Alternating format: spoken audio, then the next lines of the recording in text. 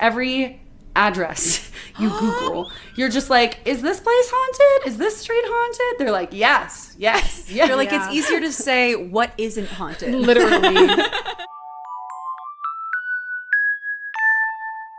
Testing. This is Ladies Who Lore, coming to you from... Wow. I don't you should know go that... into radio. Well, I mean, if you think about it, we are the radio... Of the 21st century. This is basically the 21st century. Yeah. This is a radio show. We invented radio is what I'm hearing. Correct. Yeah. Mm-hmm. I think if we went live during this show, we could like have callers. Oh my God. Yeah. Oh yeah. Do you know that you don't know because it was a solo experience, but I watched a video where this woman was like, you know when you're like in a meeting and a guy takes your idea and says it louder and then, you know, it is theirs and you get like really, really primally mad? And there's this scholar who's explaining why it quite literally is a primal feeling because women have been creating society since the beginning of society and it has been credited to man. There's an inventor, I forget her name, I'm so sorry, but she invented something and she died and then like some guy patented it. Like, do you think it's like how women have like been giving birth since the dawn of time, but we attribute creation to like a man in the sky, like that sort of primal rage? I think that's exactly that might be part of it. For sure. I don't know if that's related. I'm just spitballing here. We don't talk about this much. I don't know. It doesn't seem related. No. They're two separate things. No, I get that. Yeah. So I get that really all that hard. to say is like I feel like radio has been a man environment, but now it's ours. We invented it. Well, I guess we shouldn't take credit. We shouldn't be like, you know, no different. We should say maybe lots of people have participated in radio and we're happy you're listening to our show. And we invented it. Yeah. And I just wanted to say happy Wednesday, ladies, because I didn't say that yet. Happy Wednesday. Happy Wednesday. We invented Wednesdays. We did invent Wednesdays. Wednesdays, actually. Totally. You're here on our creation, the Wednesday. I hope you're having a great day so far, and I hope you're ready to lore and lore down. Oh, I'm going to lore down hard. Ready to lore down. I feel like I haven't seen you ladies in a really long time. I know. It's been a while. We've up? all been on vacation. I know. Look at our tans. Yeah, everyone's looking sunburn. like they got How have the travels been? How have you fared? Where's everyone been? Let's go with that because not everyone knows. Oh yeah. I went to Boston for a friend's wedding. Lindsay was there as well.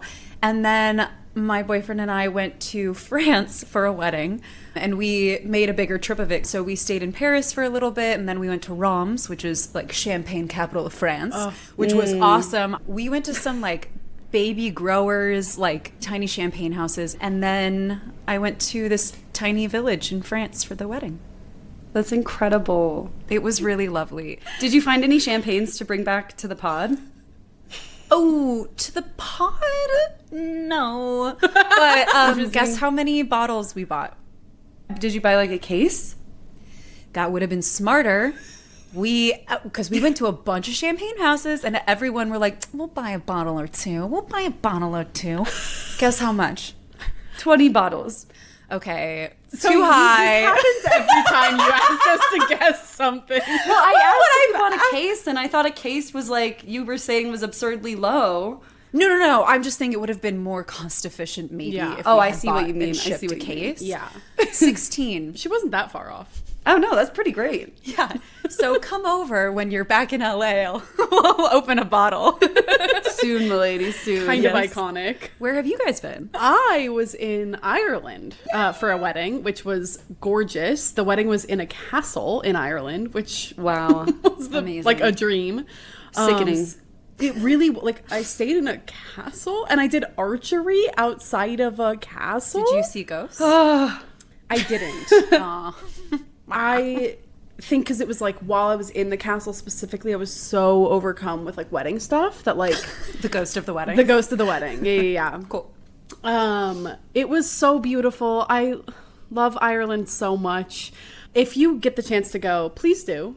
But my favorite thing of the entire trip, I did a little solo travel after the wedding, and I rented a car, drove through Kilkenny, and stayed there a night. And it's this like medieval town. It is so freaking cute. And there's a place called the Hole in the Wall that like sometimes is open and sometimes isn't, I guess. Naturally. Hey, that's how stores work. But certain hours of the day, it's not open. Bizarre. But I think it's like they put out a sign being like, oh, if you see the sign, you know it's open, so you can go in. And it's like you have to walk down a few alleyways to get there. 100% worth it. I will be going back, especially for solo travel. It was the most like communal place because you walk in and it's like one little tiny room with a bar and maybe like 12 seats. And all you do is chat with everyone there. So I like met people from Canada, from Dublin, from Garden Grove, California. Like it was so cool. Are they okay with the whole like chemical plant thing? Oh yeah, that was crazy. Yeah, anyway, sorry. You forgot to ask. Great. Unfortunately, that was the one thing I forgot to ask. They were the ones furthest from me, to be fair. Okay. But I highly recommend going there if you can, because it was kind of the best thing in the whole world. And then I came home, went to Solvang, came home again, and then I went to Florida and back. So hence that's where we're at right now. It wasn't from Ireland. A lot of travel. And what about you, Lindsay? I also started in Boston, went to a lovely wedding. Boston, lovely city. Shout out. Beautiful wedding in a public library. So also not a public library, the Boston Public Library. Just a regular library. Can you imagine if I was like, here's how I would describe your wedding in a public library? No, it was absolutely stunning. Beautiful place. I worship books, so it all worked out well. And then I went on my family's big vacation that we do every summer to Hilton Head and swam in the beach and swam in the pool and got all sticky in the sun. I was in Savannah yesterday because that's the closest city, and then I flew to Denver, and I'm in the sort of mountains right now with my boyfriend and his family. So we're just doing the tour de family. And it's been really lovely. It's been really relaxing. But I got to scurry back to New York because I got a show to do. Yeah, you do. Yeah. I book talk. Hope it went for those by the time this comes out. Yeah. It's the day after this airs. Oh, then I hope it goes well. It's live streamed? There is a live stream link, so I will send it your way. I will be watching via live stream. I really wanted to try to make it, but timing didn't work out. It's all good. It's all good. We're going to do it again. It's going to become a regular book talk series. There are so many songs to write about books and book stuff, so it brings me much joy. Before we dive fully into it, actually two things. First, I just want to say I'm so glad everyone's traveling and enjoying the summer. If you've gone somewhere cool with cool lore, please write in to ladieswholorepod@gmail.com. And I hope and expect that my friends who are sitting here on this pod with me will have some really cool lore to share at some point in the next couple episodes. Because I feel like you were in cool lore places. Something not totally lore-y, but like we talk about the woods and instincts a lot here. Yeah. And at the France wedding, it was, like I said, in this remote village at this huge chateau. And we decided to go home at like 4 a.m. because we're young and fun. And it was like this crazy lightning storm. It wasn't like raining quite yet where we were, but the sky was lighting up and it was so intense. And there was a taxi service, but we were like, oh, it's such a beautiful night. Let's walk. We start walking down the road, and the way back to our house is literally through the French wilderness. Like, it is so through the woods. And it is completely black. Yeah. And we both were like, let's call a cab. I think that's a smart choice. Jessie, this is crazy. I had the exact same experience in the French countryside, walking back to a hotel. I remember you telling us that. Yeah. We did not end up calling a cab, but it was so scary. Yeah. We were like, every step we took, we were like, are we going to get murdered? What's going to happen? And I remember distinctly, I saw this like white presence in a field and like freaked out. And then I got closer and it was a horse. It was just a like horse standing there. That's horrifying. But it's dark out there. That's all we got to say. It's so dark. Pitch black. And we were like, we don't know when it's going to start like raining on us. And also so scary. Yeah. It really reminds you how humans got to seeing things in the woods quite easily. Literally. No, totally. It's so true. There's a theory about Bigfoot. There is a that theory I sent about you guys Bigfoot. that Bigfoot is just something that is imprinted in our brains from our ancestors who saw like a different form of Homo sapien and were like, that's something to fear. And they looked, or like the Cro-Magnons, I think. Yeah. They looked like Bigfoot. And so it's something that's inherent within us is to fear Bigfoot in the woods. It's like giant snakes. It's like giant snakes. I have two things. One, on the air of that Bigfoot research, did you guys see the thing about how the researcher for Nessie said that Nessie isn't real? No. I hate to say, I Heartbreaking told you so. to me. I disagree. I just think they're wrong. That's where I'm at. I think they were trying to find a modern Nessie, and I don't think Nessie is around anymore. Yeah. I think Nessie must have, passed if she was there. That's my thought, because I don't want to no Right. Second, lore wise, not that wasn't lore, Irish lore wise, I know I mentioned this last week on The Closer Look, but I got a book in Ireland that's like Irish ghost stories. And I think that we should like do a live or something where we tell these stories, because some of them are so fun. Wait, that's perfect for the Patreon too. How fun. Yes. Oh my gosh. Also, thank you to our new members on the Patreon. Thank you, Hannah. Yay! And welcome. We have more, so we'll think more in the coming episodes. But yay, thank you guys so much. It's been so fun having you in the discussions. You're all amazing. We love you. You can join the Patreon at any time. We will pull your tarot, and we will pull your leg with all sorts of weird jokes. I don't know. I feel like it's time. I think it's time. I was going to read an email, but just please remind me to read the email next week. Okay. We have so much to talk about. And summer vacation's over. No more fun. Here we go. Had. Sorry, that wasn't even a good segue. Summer vacation's over. I think that whole thing is a great segue. Was that a ghost? No, it's not good enough. I feel like a ghost said that, and that's not... Yeah. That didn't sound like Lindsay. It didn't sound like Lindsay who said that. I think it was a ghost. So, Lindsay, you should do a segue. I don't know what I'm doing. I'm getting the wine. Goodbye. How many episodes does it take for the ladies to lose it? 70, whatever this is. 2? This has got to be like 80. No. I think 77. Okay. I don't think we've hit 79. Don't yell at me. My ladies. Yes? Here is your bottle. Woop Woop. It is called Woop Woop. This is so pretty. It's a 2021 Shiraz. Yes. No, I've actually been giving you clues throughout this situation. So, gosh dang it. But go on and describe the wine. Well, okay, so it's a wine of Australia, and there's a really beautiful blue sky with some clouds and like a red orangey sunset like rising below this, I think, a lake. It's so pretty. There's a stick. Yes. There's like a stick. Good job, Jessie. Yes, good job.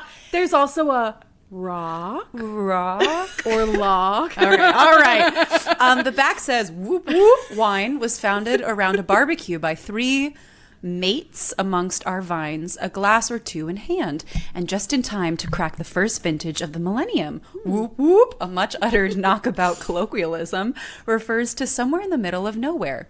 Woop Woop is essentially Australian for out there. Oh, that's cool. Yeah. The grapes selected for this top-notch wine were sourced from vineyards renowned for Shiraz, where brilliant sunshine and ancient soils do their best. At our winery, we had some serious fun making this full and flavorsome wine, deep-hued with richly scented aromatics and a soft, juicy palate. Ready? Woop Woop Shiraz, a crackerjack Australian that's, quote, out there from out there. Cheers. That was fun to read. Thanks for letting me do that. That was adorable. Thank you. I love reading, that you Jessie. can't say it as whoop whoop. Fuck you. Those were big words. Those were some really big So words. good. Thanks, guys. You didn't get the trap with scented. The ST didn't get you. It's because our friend's wedding was at a public library. She learned to read. A public library.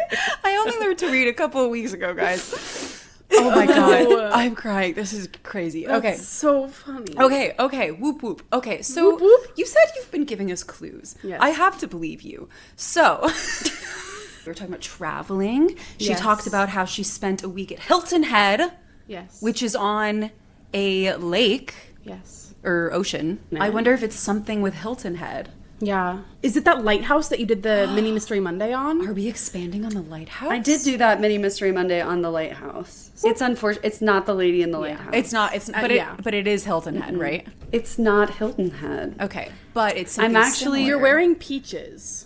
Oh, There is you a- were in Georgia. Yeah, it's something Georgia. You were in Georgia. Oh my god. Whoop whoop. getting close. Whoop whoop Georgia. Whoop whoop Georgia. Peaches. Peaches. Justin Georgia. Bieber. Haley Bieber. Taylor Swift. Taylor Swift's wedding was peach colored. This is a crazy thought process. You're doing the lore of Taylor Swift. Whoop whoop. Nailed it. Georgia. I mean, Georgia's real haunted. Yeah. Yeah, there's got to be a Georgia lake. I'm going Georgia Lake. Yeah, I'm going with you. We are going Georgia Lake. Monster. Whoop whoop. Georgia. Whoop whoop. Whoop whoop. Shall we pour the lore? Yeah. Will you cheers with me? Yeah. I would love to. Cheers to travels. Cheers to summer vacay. And cheers to lore. Cheers to lore. Whoa. So, I chose this because there was a Chardonnay and there was a Shiraz, and I think we haven't done a lot of Shiraz on this podcast, so I thought it would be fun to talk about a I Shiraz. don't think we've ever done one. More than a Chardonnay. And I don't know if this is emblematic of all Shirazes. I do think in general I like them. But this is pretty like syrupy. It's got a little bit thicker mouthfeel, but it's not sweet. It is like, it tastes like slightly caramely, slightly like grapey, Wow. In but a good way? a little bitter. Yeah. It actually just tastes like a different texture than a lot of wines. It looks thicker. Yeah, it's viscous. Yeah. I get like dried fig and caramel and like almost raisin to some extent, but like not too sweet. A little bit of pepper maybe. It's good. It's really good. What do you rate it? I think I'll let you know if it opens up or anything changes, but I think right now it's about like a 7 for me. Nice. Yeah. It says that it has blackberry, cassis, and blueberry with Cassis. hints of pepper. Cassis for sure. Cassisi. And at the beach, actually, it's funny. My family's drink of choice is a kheer, which has cassis in white wine. There you Very go. delicious cocktail, and important because today I wanted to recap you not on my vacation to Hilton Head, but on my sneaky little tangent because I mentioned another place beyond Hilton Head Island. Another place that I visited before long ago and that we've actually talked about on this pod for like a second. So it's been called the most haunted city in America, and for good reason. A special combination of disasters, dark history, and a culture of mysticism have cemented its place in American lore and led to a city so haunted that its residents have their own way of interacting with the spirits. This is Savannah, Georgia. You're just doing the town, the city? Town. Oh. Yeah, I was like, let's hit another city. Let's hit another creepy city. We've done a few cities. I am so excited. Long ago, the first time I visited Savannah, Georgia as well, and I think it was like episode 2 of this podcast, I mentioned that this was where one of my first hauntings occurred. Yeah. And it's not so crazy, but I will tell it at some point during this episode. Because I think Savannah has just this special evocative flavor. Have either of you been? No. Yes. My grandparents used to live there. Amazing. It's haunted for sure. It's haunted for sure. Did your grandparents have experiences? Did you have experiences? I was very young when I was there, so I really don't remember much. I remember they lived on a lake in Savannah, and we would like we would whoop whoop on the lake. You'd be whoop whooping. Oh yeah, the picture to me reminded me of the sort of the boggy, swampy lake area, intercoastal area of Georgia. For those who haven't been there or need a little something to feel while I tell this story, I'll say when many people think of Savannah, they picture beautiful cobblestone streets, Spanish moss, the type that hangs down from those old live oak trees, gas lamps that are always lit, and picturesque homes straight out of the 1800s. Very southern, very charming, but at night, a little spooky. Many people see Savannah because it is the gateway also to the Low Country. I know Savannah because it is close to Hilton Head Island.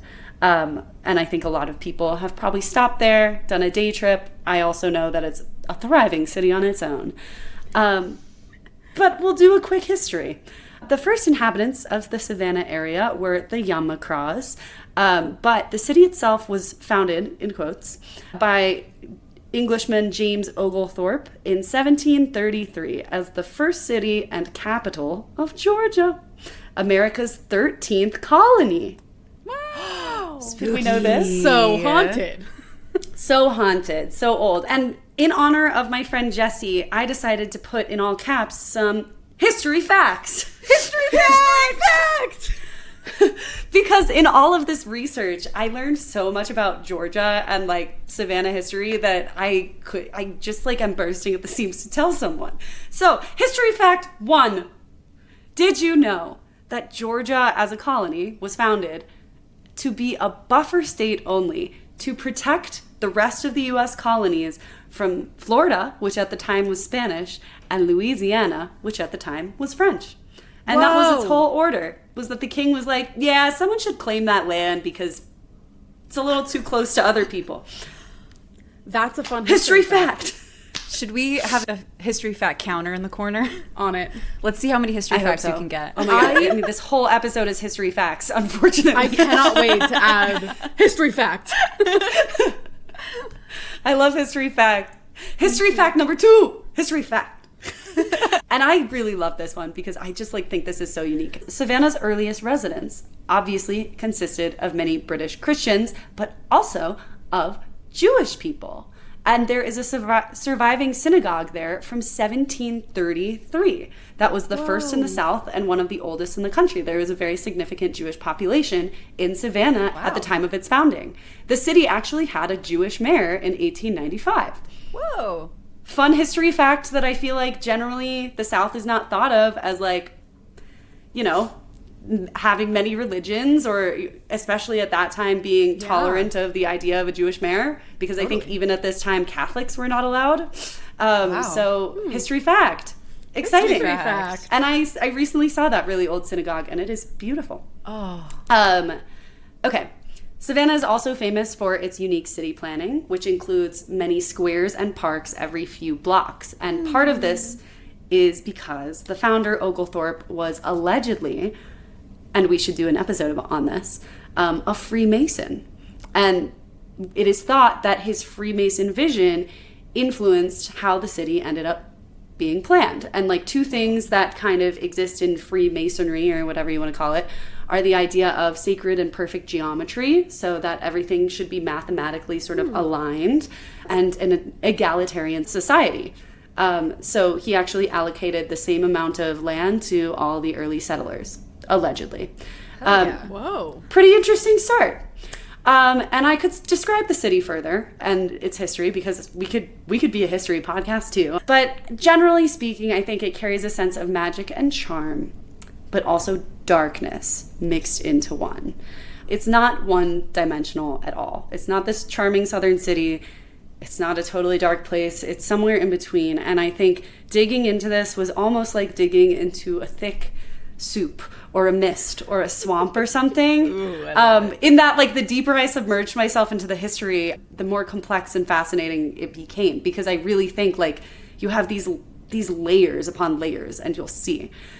So obviously Savannah gets founded. Very exciting for them. Something that was forgotten was that there were a lot of mosquitoes in the South in Georgia. Yeah. So Savannah had tons of yellow fever outbreaks. And it was no stranger to really scary epidemics where a lot of people were lost. It was hit by multiple bouts, which led to mass deaths, specifically in 1820 and 1876. In 1820, it killed 10% of the city's population. Whoa. Yes.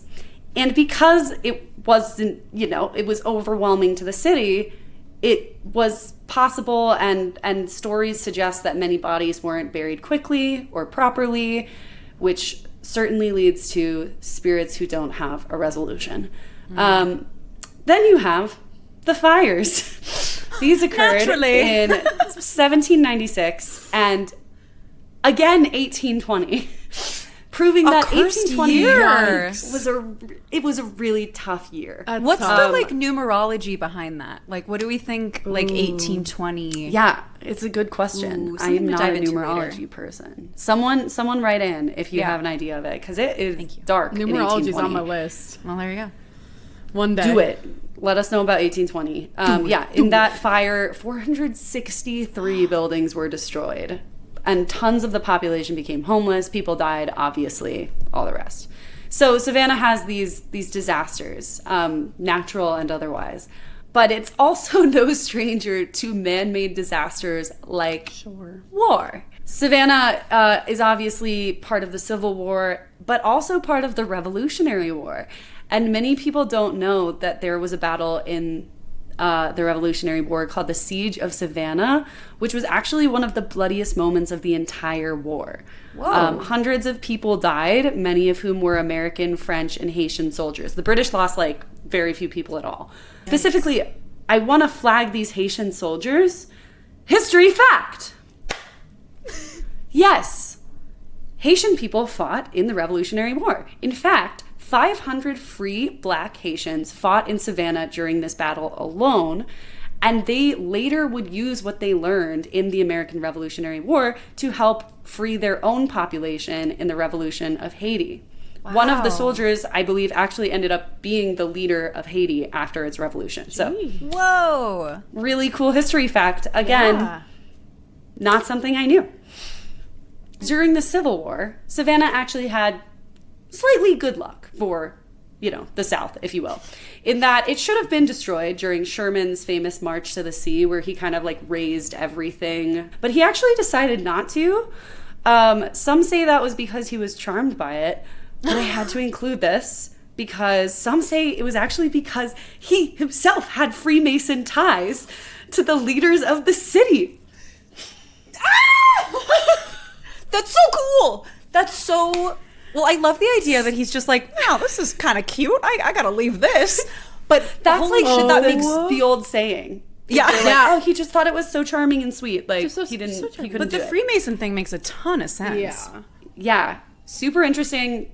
I've got to do an episode on Freemasons after this, because I did not expect them to come back. They're always there. All right. And then, of course, beyond the wars, we have the dark history, the real dark history of Savannah, which is the dark history of the American South, slavery. Yeah.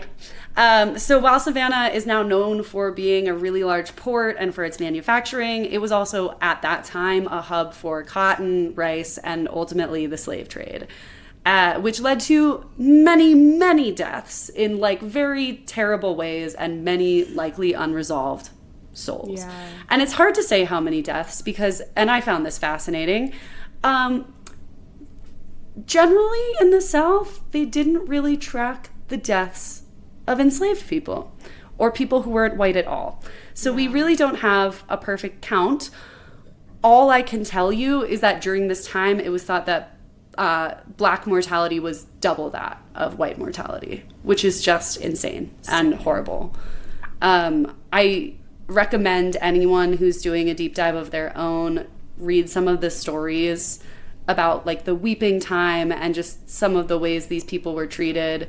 It's just horrible stuff. And I won't go into all of it, but it's just worth noting that, like, of course, a city would have a stain on that for a long time. Totally. Probably not for the pod, but, like, the more I'm growing up, the more I'm, like, actually doing my own research into how horrible slavery was, because I feel like they give you the, like, bare minimum in school.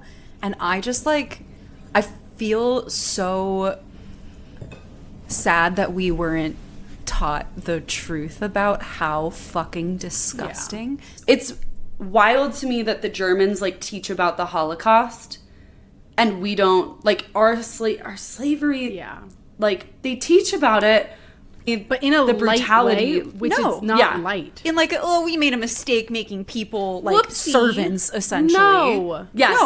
No, it's horrific. It's so much darker. Yeah. That was happening to me as I was reading some of this. I was like, are you like out of your mind? Not that we don't need to be the ones to say that, obviously. Yeah. But like, no, but I mean, we all got great educations in general, I would say, in quotes. And like the fact that even in great public school educations, there is still like not a lot of the real nitty gritty truth to it. Even though there's the nitty gritty truth to the Holocaust. Like I remember hearing all of the nitty gritty when I was young. It's not about America, like we can't handle it. Yeah. No, it's saving face essentially. Exactly. It's hard. It's hard was to tough. hear. Yeah. Anyway. And truth is so hard, I think, to categorize too, because I imagine a lot of people didn't even want to believe that was happening at the time. Yeah. Like, yeah, it's just, anyway, all this to say, I will give just one crazy example, because so many people walk around Savannah and think of all these parks and spaces as very beautiful, and they are. I just wanted to note that, like, there was literally an old burial ground. It was called the Old Negro Burial Grounds, which was literally like the only legal burial place for enslaved and free Black people from 1763 to 1851. And it literally, they paved it over to create Whitefield Square and Calhoun Square specifically, and multiple residential lots. This was actually just verified in 2026 that like people had been saying that, but they just verified it by penetrating radar. And like that's just one small example of like the disrespect to the dead, let alone the disrespect to the living. Yeah. Wow. Yeah. We got to talk about it. We have to talk about it, because I think it's like, it is one of the very real reasons that this place is thought of as so haunted. Yeah. And many reasons that the history of it as dark and unresolved. But I also don't want to discount that there's that history. There's also some real like light and mysticism that was also brought to the culture of Savannah by these people who were brought here against their will. Many people who experienced most of the hardship ultimately developed the Gullah Geechee. I actually referenced the Gullah Geechee culture in the Mermaid Riot episode that I did in Charleston, but by the Gullah Geechee spiritual traditions that are so central to why there's so much mysticism in this city too.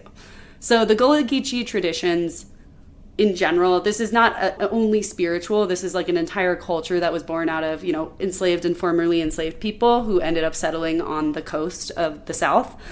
Many of these cultures were developed partially on plantations with a combination of individual spiritual traditions and West African culture.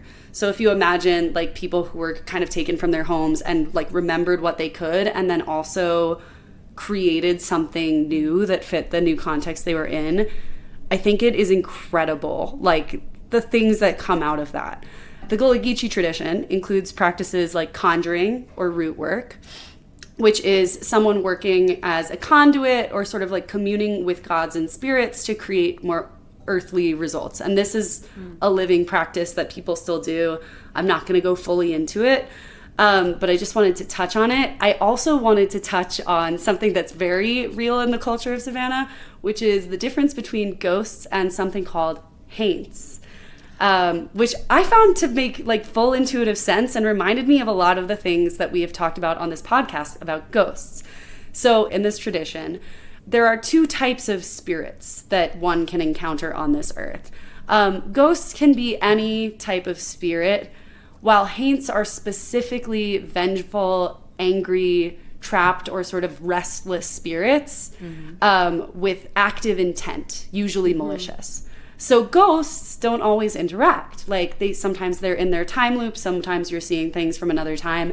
But haints are the word for the spirits that actively manipulate the living. They cause sickness, madness, misfortune, or crop failure. Are they the spirits that are the reason why some porch roofs are blue? Yes! Yes. Yes, literally I was about to go to that. Oh, really? Yeah. Sorry, talk about it. No, it's so cool. I'll do that in a second. I wanted to note as well that haints, according to this tradition, which I'm like, how do they all come up with the same thing, are obsessed with counting things. So you can distract them. Love. With either a broomstick in the corner where they have to count the bristles, or like lentils on the ground, like salt, yeah, obsessed with counting things, just like many other mythological creatures we've heard of. Yeah. I'm so curious as to what that is. Like, why in so many different cultures... Yes. Sorry. Areas, cultures, all these things, different creatures alone... count things. Yeah, there's like a lot of different it. lore around that. I'm so curious. Maybe it's confusing. Like, I don't know. Maybe when we get into numerology, it'll make sense. Yeah. Maybe.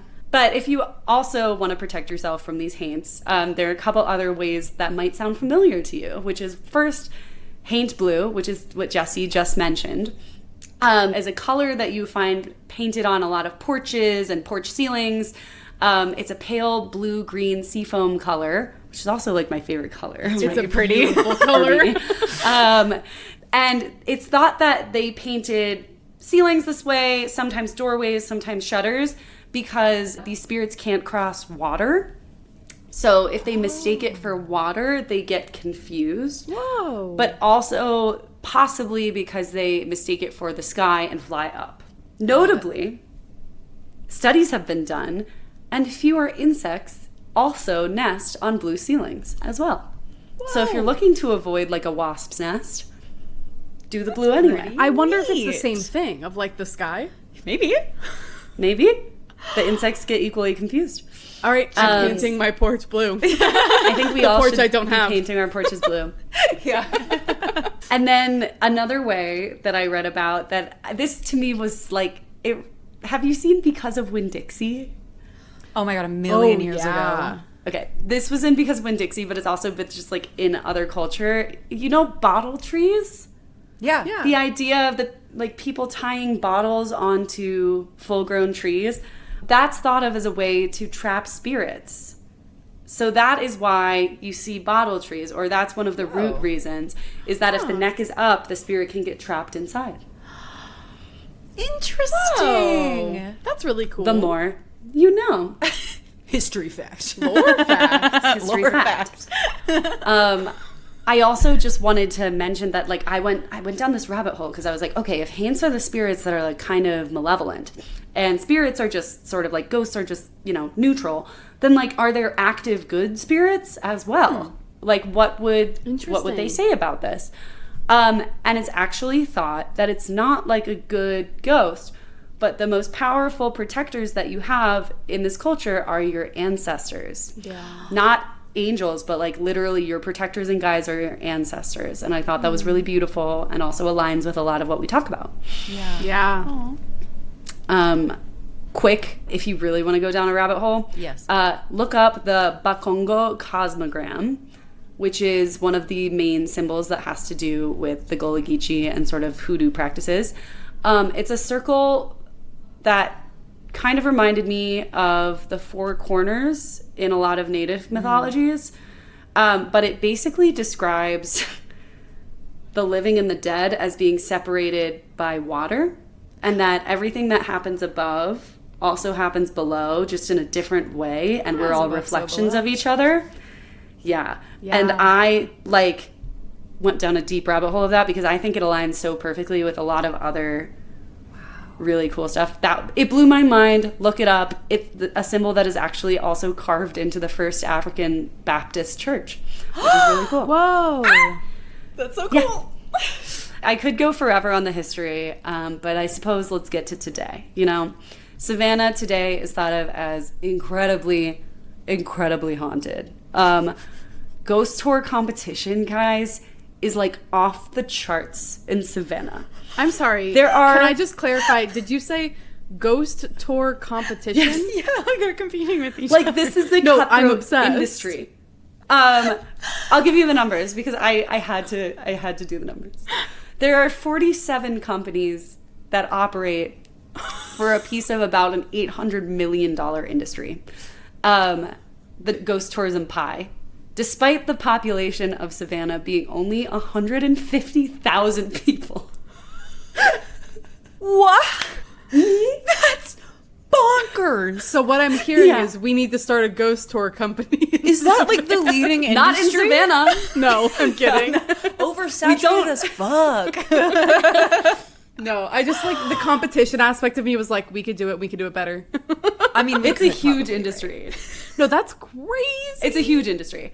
I think like the way I did the 800 million math, and I like could check me now, numerology people. I think I basically took Savannah's tourism industry as a whole and then took the piece of the pie that would be ghost tourism. Which is a large piece of the pie in Savannah. And that's what's really crazy. Makes sense. I think far outnumbers the amount of regular tours you can go on.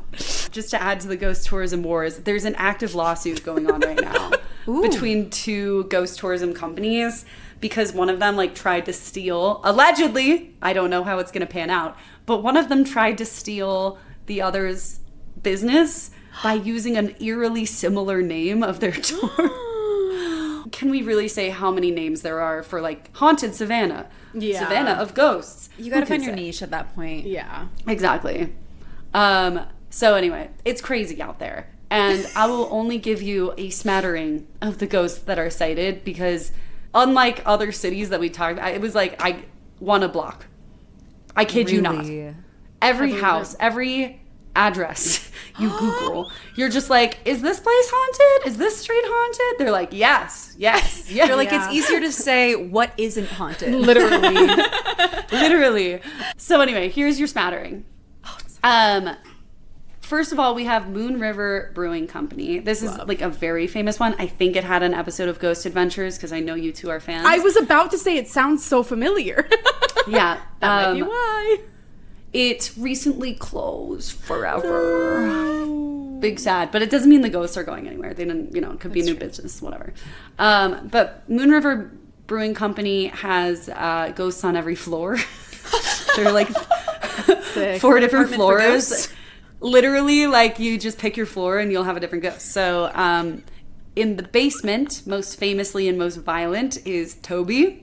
He has been known to shove people, but also more hilariously, while people are playing pool, he like tips them off balance. Wait, that's so I love good. a ghost with a sense of humor. Also, why? Like, why basement? Why most haunted equal basement? Why not? Like, always. So true. Or attic. Because closer to graves. Ooh, she raises a good point. I have theory there. But why also, Toby?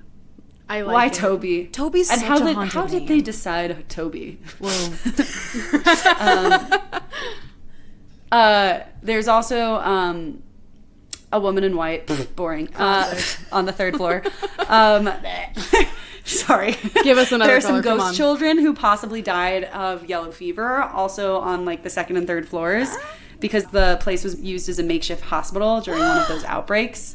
And then there's a groper, which is unfun, on the main dining room floor. No. Yeah, and sometimes he locks women in bathrooms too, which is kind of lame. That's my nightmare. Yeah. But staff have experienced, in general, beer bottles being thrown at them. And they have like kind of a buddy system, or so I hear. of going down into the basement or like locking up, where like you just don't do it alone. Damn. And that's not the only restaurant that has ghost protocols in Savannah. Of course Another not. one. The Old Pink House has a few ghosts. It's an old Georgian mansion that's now a restaurant. Whoa, that's cool. The old owner was a man named John Habersham, and he's been seen by a lot of guests. He usually appears during the months through October through March. He's like, the weather is nicer at this time. Summer somewhere, I don't know. Which makes me believe it more. Summer's not in the heat. He's like, I can't be in Savannah for the hot He's like, months. I go out to Hilton Head. He's like, I go to New York City. That's so good. In the summer, yuck. Yeah, no. Honestly, anyway, he appears at the end of the bar, dressed in revolutionary style clothing. There are also thought of as a lot of children who run around and bother people. They lock patrons in bathrooms and have a good time. What is it with the bathrooms? Come on. I don't know. The bathrooms are a theme, I guess. Let people have their privacy. Yeah, go piss, girl, in private. Sorry. Go piss, girl. Go private piss girl. Get it? What'd you say? Ghost piss girl. Ghost piss girl. I want a poster. Drink. That new merch. I want a poster of ghost piss girl. Ghost piss girl. That's a pen I can drink too. Oh my God. Servers at the restaurant at the Old Pink House also like are fully aware that Habersham has OCD. And so if they mess up anything, he is going to try and tidy up. So he will tuck chairs back under tables. He will straighten silverware. Really and sometimes even lights candles, which is borderline creepy. I don't like when they have the firepower. No, I hate the firepower. But he's essentially just an employee. Yeah. I wouldn't like that. I think it was his house, but same diff. Same diff. I mean, I'm a waiter in my own house. I serve myself food. He's a good host. He's a good host. He's a He's like, great if you guys are host. gonna be here. And then I just had to mention, I wanted us to know that we added another color. There's a lady in gray at the Owens Thomas house. I want a lineup of all the ladies and their colors. Yeah. Oh my gosh. I think it'd be really fun merch. That would be really We fun. need to hit all the cool. colors first. Margaret Thomas inherited this beautiful mansion from her grandfather, George Owens.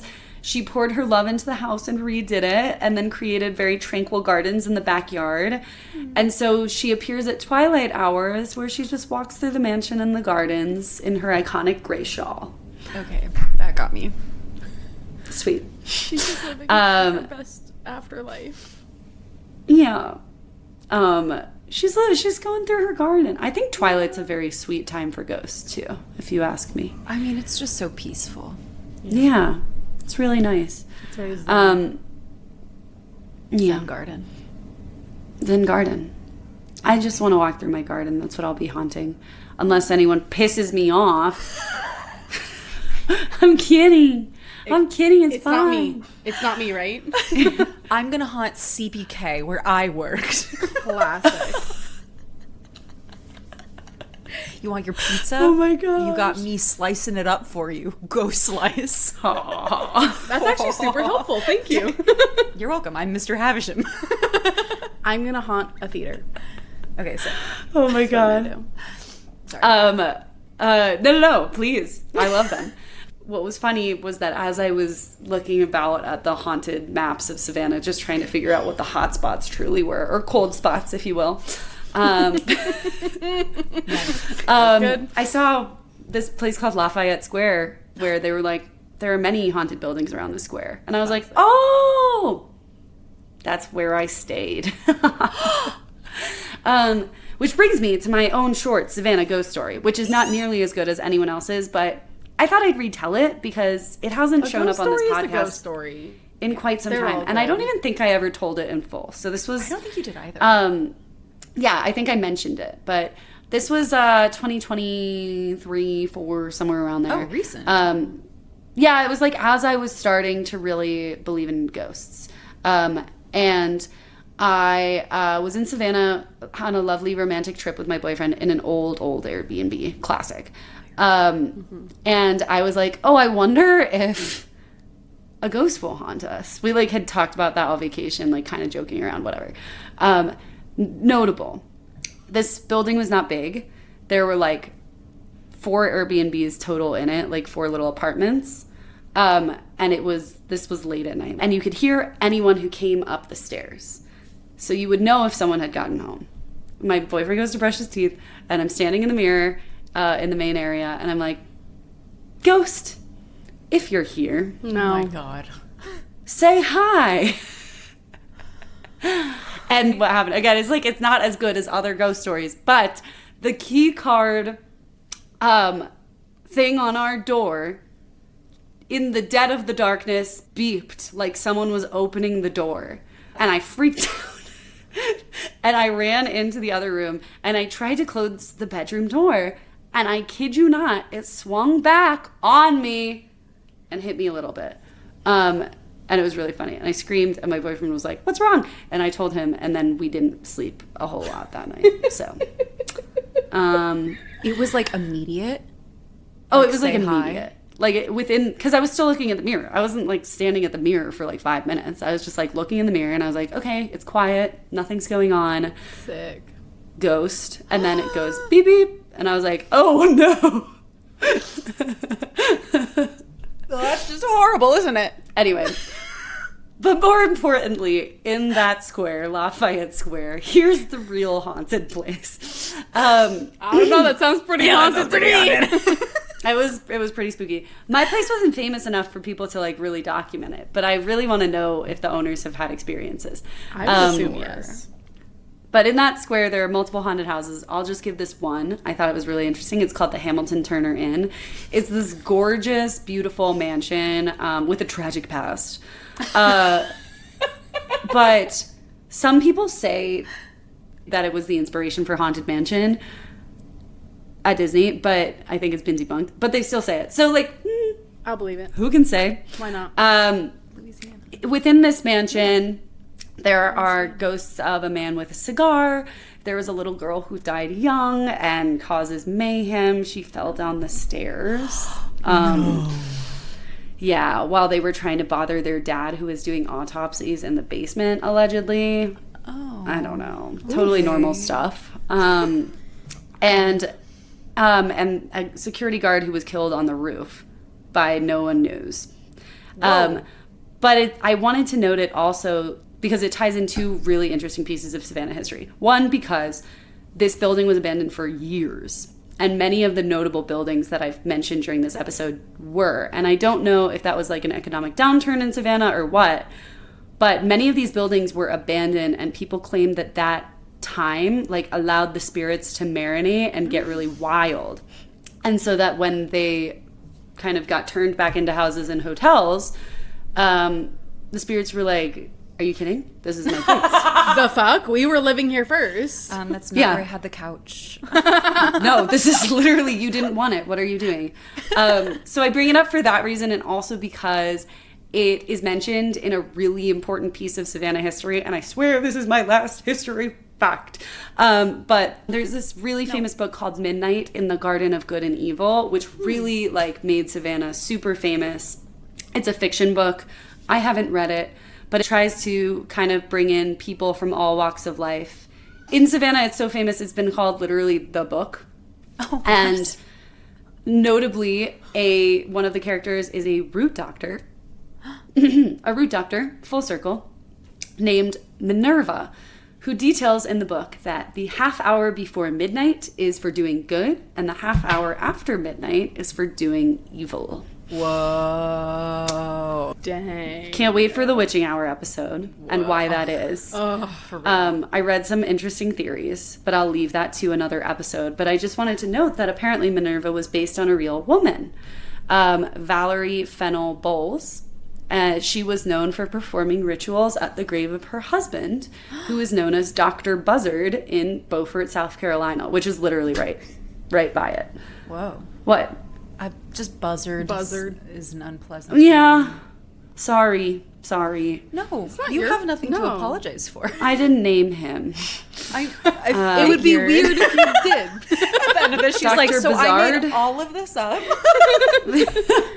Yeah, I'm like, this is my book. Yeah, this is for Book Talk, the musical. Book Talk, can you imagine? No. But I'll leave you with this, because the truth is, there are countless more spirits and stories in Savannah. I could only pick a smattering of them. The best stories, and I will plug it, and I think this is where you go down your deep dive, the best stories are on Reddit, because the amount of people who claim there are poltergeists in their apartments, or their friend is a chef at a place and she knows that it's haunted and here's why. Like, I've never seen that many Reddit threads for just one city. Whoa. So get your glass of wine, go down the rabbit hole. It's amazing. But I think that is the whole point, right? Is that these regular people in this city are pushed and scratched by ghosts, and they leave dimes for ghosts on the floor. Restaurant workers talk to their ghosts, and it is a city that literally lives side by side, literally, with a rich and complex history that continues to unspool. Oh. And that is Savannah, Georgia. Great episode. You weaved some magic in there, girl. That was it wrote so itself, tasty. girl. Yeah. I can't even take credit. It was like the spirit took over me, and I was like, this place is amazing. It's magic. Like, amazing, dark, every layer of culture. Every story, every different tradition of mysticism, all the unresolved things that, continue to be reckoned with. It's really I love cool. So good. when a town or a city or whatever decides to live with the thing. Embrace you know what it. I mean? Yeah. I feel like Salem does a great job of that. They live with the history of the place and they embrace it. Savannah, another one. I just think it's so... Louisiana, another one. Oh my God, Louisiana loves their dark history and their spirits and their haints and everything. Yeah. It's so, sorry to say this word, titillating. It is titillating. The Sally House episode I did, I almost did a haunted house from Savannah. I was starting it, and then I was like, actually, I want to do this other one, which is crazy. And you still can, and you should, because I feel no, eventually. I'm like, there are so many places that you could, there's a graveyard in Savannah that's you could just do the whole graveyard and all of the ghosts and things that are in it. I'm still thinking of that, the graveyard of the enslaved and free people. Yeah. I know. Oh my God. It's crazy. That hasn't left my brain since you said it. So sad. No, it's so sad and it's so emblematic. And it does make me wonder, I think maybe the reason there are so many old ghosts in a lot of these places, and the reason the spiritual traditions are so different, because I was like, basically what I'm trying to say is, here in the US in the 1800s, I think we made a lot of haints. Not even just the 1800s, but the last, several centuries of history have really just included a lot of trauma and unresolved stuff. And I do wonder if less of that gets produced if you're living more peacefully and if you're reckoning with what the past is. I don't know. Acknowledging at the very least. Literally. Yeah. Yeah. Well, fantastic job. So good. Should we add it to Ladies Who Tour? Please. One of the 47 ghost tours. How will we choose? We do all 47. We can rank them. Yeah. Oh my gosh. And after you have let the wine open up, is it still a 7? Yeah, maybe 7.5. Ooh, okay. Love it. It's building complexity. Whoop, whoop. There's a little bit of vanilla or something now. I don't know. Oh. Yeah. Well, thank you for luring with me. And again, if you have ties to Savannah, if you have ghosts you want to talk about, please write into the pod, ladieswholulepod@gmail.com. Mm-hmm. And if you made it to the end of this episode and you're really enjoying what you're hearing, please give us a rating or a fun review for us to read on the pod. We really love you, and we hope to bring you more haunts soon. How should we sing, Lindsay? I do have a gift for you all from Ireland. It's oh my gosh. Fae realm playing oracle cards. So a 52 deck of oracle cards? Basically, but a playing card. Holy shit. Oh my gosh, that's so cool. I went to this really cute witch shop in Galway, and I saw these and I was like, well, these are just adorable, so I have to get them. Can I pretty please read the back? Yeah. It says Pretty this 54 card deck is more than a game. It's a doorway into the wild and whispering world of the Fae. Each card holds a name and a line, part riddle, part truth, part charm. Play for joy, draw for insight. The Fae don't shout, they suggest. Oh, I love that. I mean, I'm so excited. Holy So smokes. I had to buy them. Yay! Sammy. Thank you, Sammy. Oh my gosh. Of course, I can't go to Ireland and not get you guys something. That's really sweet. That's I really didn't get you amazing. anything. I'm sorry. I didn't get you anything either. No, I got you champagne. Ha ha ha ha. I did find a lore book of a bunch of Georgia that I was going to buy. And I found out that this publisher, they do one for each state. And it's ghost stories from each state. Oh my God, and I was love like, them. oh, this is kind of amazing. Amazing. Yeah. Okay, we should really wrap this up. Yeah. Let's sing. Do we think we can do a Georgia accent? I can do a fake Georgia accent. Wow. It's great. It's great. Thank you. Well, it's perfect. Thank All right. I love that some accents we won't do because we don't want to be offensive, and some we're like, we can do this. Oh, American I think South, I can't we do can this. figure it I think we can do. But- We've been around Georgia enough, so Yeah. we can do it. Okay. 3, 2, 1. Ladies who love. Gorgeous. I just went loud, I think. Yeah, I think That is kind of what happened. it's giving loud. I did quiet.